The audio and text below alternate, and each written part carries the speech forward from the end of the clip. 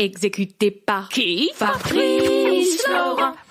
Bonjour, bonsoir, bon après-midi à toutes et à tous, j'espère que vous allez bien. Ceci est un épisode bonus pour vous parler d'une série qui est une sorte de série documentaire qui est diffusée en ce moment sur Netflix et qui s'appelle How to be rich, l'art d'être riche en français, qui est un peu une sorte de, si vous l'avez vu, de Queer Eye de l'argent. Voilà, c'est-à-dire que on suit ce mec qui s'appelle Ramit Sethi, qui est un coach en finance aux États-Unis, qui est très connu, qui a sorti notamment un bouquin qui s'appelle I Will Teach You to be rich, il y a plus de 10 ans de ça, qui a un podcast aussi, qui organise des formations, bien sûr, qui est un peu une sorte de Christian Junod indien des États-Unis.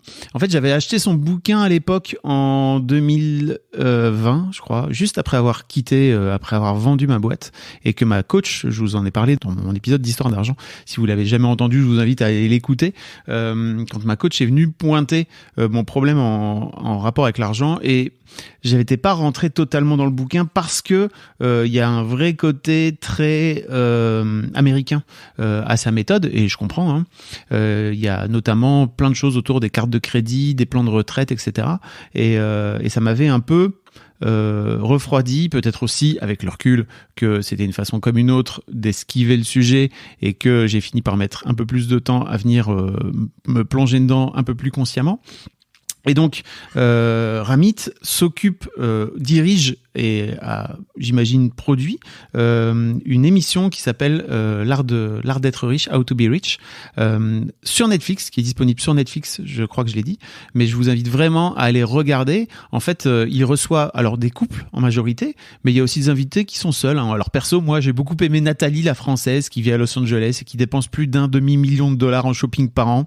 C'est totalement n'importe quoi, et elle a une personnalité très haute en couleur, vous m'en direz des nouvelles. Et en fait, avant d'aller les rencontrer, Ramit, il y a toujours une séquence où il va regarder toutes leurs dépenses, leurs épargnes, les investissements de ses invités, leurs crédits, etc. Et ce qui lui donne déjà un a priori sur la situation de ses invités, et ça prouve aussi qu'il va vraiment rentrer très vite et très fort, pas uniquement dans la psychologie de l'argent, même si vous allez entendre, c'est un vrai sujet, mais il rentre vraiment très fort dans le concret, quoi. Et j'aime bien son approche justement à Ramit Sethi, parce que effectivement, il a une personnalité très attachante, mais en fait, il y a aussi un côté très tourné no bullshit. D'ailleurs, il l'écrit sur la couverture de son bouquin, no guilt, c'est-à-dire pas de culpabilité, no excuses, pas d'excuses, no BS, no bullshit, c'est juste, vous allez pas me raconter des cracks, quoi. Et en gros, c'est un programme de 6 semaines qui marche. Et globalement, c'est sa méthode qui vient impliquer à ses invités pendant ce show Netflix. Et il a notamment développé plusieurs concepts qu'il développe dans sa série, et notamment le concept de rich life que j'ai trouvé très intéressant. Quelle est la vie que tu estimes la plus riche selon toi, et comment tu vas adapter tes finances à cette vie? Et en fait, qu'est-ce que représente pour toi une rich life? D'ailleurs, je crois que je vais m'occuper et je vais reprendre cette question-là parce que je la trouve trop intéressante dans Histoire d'argent. Alors attention, tu peux aussi être riche. Il y a notamment un couple d'invités à qui il dit, en fait, vous êtes riche, vous avez plein d'argent, mais en fait, vous n'êtes pas en train de vivre votre rich life, parce que ce couple, notamment, se mettait plein de barrières par rapport à l'idée qu'ils avaient de leur rich life. Donc, ça peut être n'importe quoi, hein. Il y a un des couples pour qui, un des invités pour qui c'est hyper important de prendre cet argent et de l'offrir à sa mère pour pouvoir la mettre à la retraite. Donc, avec tout un système de pouvoir acheter des baraques à louer, etc. Ça peut être vouloir ouvrir un restaurant, ça peut être avoir envie de faire un grand mariage et d'avoir une relation sereine à l'argent, ça peut être il y a notamment un couple, on en reparlera un peu plus tard, mais pour qui c'est un peu déséquilibré, où le mec s'est arrêté de travailler et où la femme réussit professionnellement énormément, et en fait elle ne lui partage pas du tout ce qui se passe dans ses comptes à elle, et le mec se sent bien sûr mis de côté et totalement dévalorisé. Et en fait, j'aime bien le concept de rich life parce que Ramit dit, en gros, une fois que tu as décidé que les trucs qui te faisaient plaisir et sur lesquels tu avais envie d'aller vers cette rich life, il faut y aller à fond et en fait couper tous les autres trucs dont tu n'as pas besoin ou que tu achètes juste pour remplir un vide en toi.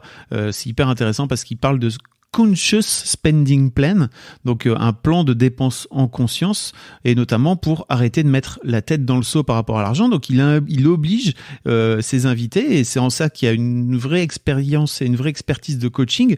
Il vient les prendre par la main et il oblige ses invités à ouvrir leurs factures impayées, et il y a vraiment plein d'invités qui ont des factures impayées.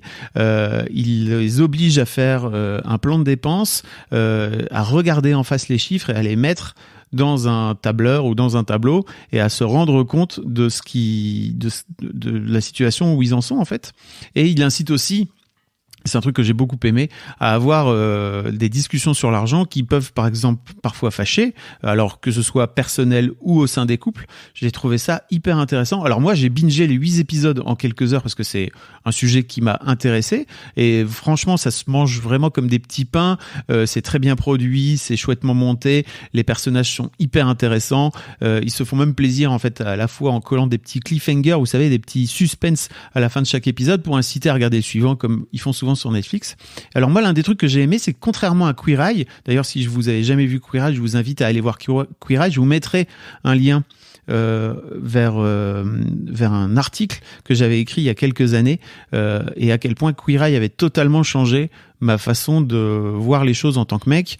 Queer Eye, c'est un groupe de 5 mecs gays qui vont s'occuper, alors dans la saison 1 notamment, surtout des mecs hétéros, qui vont s'occuper des mecs pour pouvoir pour leur redonner un peu les pimper et leur redonner un petit peu confiance en eux, et notamment par rapport à leur allure, à leur style et à leur façon d'être au monde, et à leurs fringues notamment. Voilà. Donc ça c'est Queer Eye. Mais en fait dans Queer Eye, il y a un épisode, il y a un candidat par épisode. Ici, là, on suit plusieurs histoires en parallèle, et pendant le premier épisode, il sort 4-5 histoires en même temps, 4-5 invités. Donc c'est hyper cool parce que ça permet de pouvoir suivre plein d'histoires en parallèle. Il y en a quelques-unes qui s'arrêtent un peu plus tôt que d'autres qu'on suit jusqu'à la fin. Il vient en rajouter d'autres à peu près au milieu de la saison. Enfin, je trouve ça hyper intéressant. Et bien sûr, ils sont très à l'américaine, donc ils ont tous des personnalités super chouettes qu'on a envie de suivre, qu'on a envie d'aimer. Et notamment big up à ce serveur drag queen qui est totalement fabuleux. Alors certes, dans l'émission, il y a aussi des côtés très américains, avec par exemple des prêts étudiants astronomiques. Il y a des candidats qui ont des prêts de plus de $200,000. Il y a leurs plans de retraite aussi qui sont personnalisés, appelés 401k, et qui sont très spécifique à l'économie des États-Unis, mais en fait, l'émission appuie surtout sur des aspects qui sont, à mon sens, beaucoup plus universels. C'est comment on fait, par exemple, pour équilibrer l'argent au sein d'un couple, quand la femme ramène toute la monnaie, tout l'oseille, j'allais dire, et que le mec a arrêté de travailler pour s'occuper des enfants. Pourquoi on continue à payer un box $400 par mois pour stocker des vieilles affaires dont tu ne te débarrasseras jamais, alors qu'en fait tu as un énorme crédit à rembourser? Comment tu réussis à t'entendre sur l'argent quand l'un dépense plus que de raison, en tout cas par rapport à ce que l'autre s'imagine, et que l'autre fait beaucoup plus attention? Enfin bref, j'ai vraiment adoré parce que ça parle d'argent consciemment, et qu'il y a trop peu de choses qui parlent d'argent consciemment d'une manière générale, et en plus c'est sur Netflix, et j'ai trouvé que pour le coup ça parlait vraiment c'est très possible que vous retrouviez dans des histoires quoi. En tout cas moi, à titre perso, par rapport à l'histoire d'argent, ça m'a donné envie de faire beaucoup plus d'histoires d'argent en couple. J'étais censé faire un épisode avec un couple entre Noël et Nouvel An, mais on n'a pas réussi à se capter à l'époque. Donc si jamais l'idée vous dit, et que l'idée vous dit à tous les deux, et j'insiste bien, c'est-à-dire que si l'un de vous deux n'a pas envie de venir ou vient pour faire plaisir à l'autre, il faut pas venir, parce que pour moi c'est vraiment la pire façon.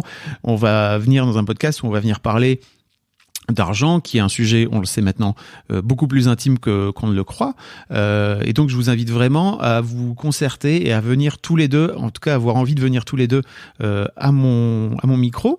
J'avais déjà fait, si ça vous intéresse d'aller l'écouter ou le réécouter, un épisode avec Noëlla et Cédric, que je remercie beaucoup, qui avaient joué le jeu pour le coup, tous les deux. On avait fait une discussion qui était, je trouve, hyper intéressante. Je vous mettrai le lien dans les notes de cet épisode si vous l'avez pas encore écouté. Et si jamais l'idée vous dit, je vous mets le lien de mon adresse mail, c'est argent@fabflorent.com. N'hésitez pas à en parler ensemble et ça me fera plaisir. Voilà, je vous fais des bisous et je vous dis rendez-vous très bientôt pour un nouvel épisode d'Histoire d'argent. Bye bye.